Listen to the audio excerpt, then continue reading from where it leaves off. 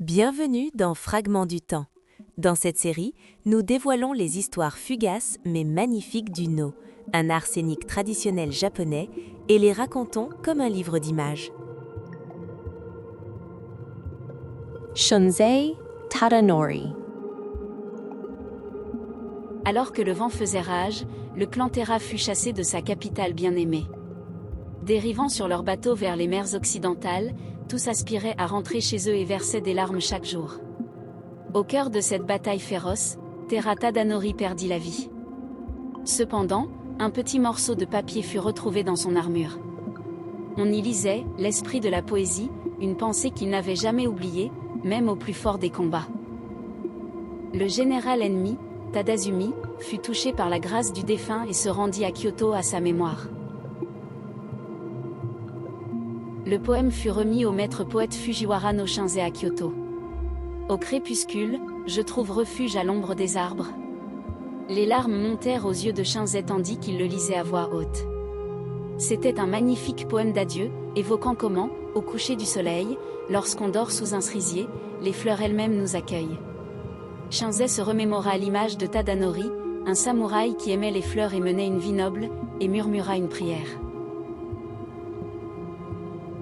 Tard dans la nuit, une ombre apparut devant Shinzei, ondulant doucement. Je suis enfin arrivé, venu d'au-delà des nuages lointains. C'était Tadanori, que l'on croyait mort.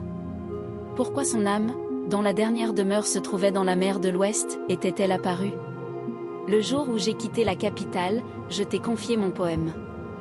Quand j'ai appris qu'il avait été sélectionné pour l'anthologie poétique de la capitale, je voulais simplement t'exprimer ma gratitude. La silhouette translucide se tenait là, triste mais digne. Cependant, Tadanori ressentit une profonde tristesse. Mon poème a été sélectionné, mais je suis exilé de la capitale. Mon nom n'a pas été autorisé à y figurer, et il a été déclaré anonyme. Mon nom disparaîtra-t-il ainsi un jour? Les épaules de Tadanori s'affaissèrent. Mais Shinzei répondit fermement, non, Tadanori. Même si nous ignorons qui l'a écrit, tant que ce poème existera, ton nom restera à jamais gravé dans les cœurs. La poésie waka a le pouvoir d'émouvoir même les dieux. Les paroles du maître de Tadanori lui insufflèrent du courage. La voix de la poésie se perpétue depuis l'âge des dieux. Même lors des voyages et des siestes en pleine mer, les vers des poètes antiques lui avaient apporté un grand réconfort. Le pouvoir des mots est si beau, et si inépuisable. Tadanori, ravi, se mit à danser doucement. À chaque mouvement de ses manches, une lumière mystérieuse emplissait l'air. Soudain, le visage de Tadanori se crispe de douleur. Oh, horreur! J'entends les cris de la guerre au loin.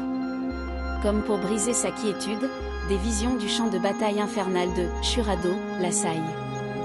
Le feu pleut du ciel, des épées acérées jaillissent du sol, et les souvenirs de batailles féroces du passé menacent d'entraîner Tadanori dans les ténèbres.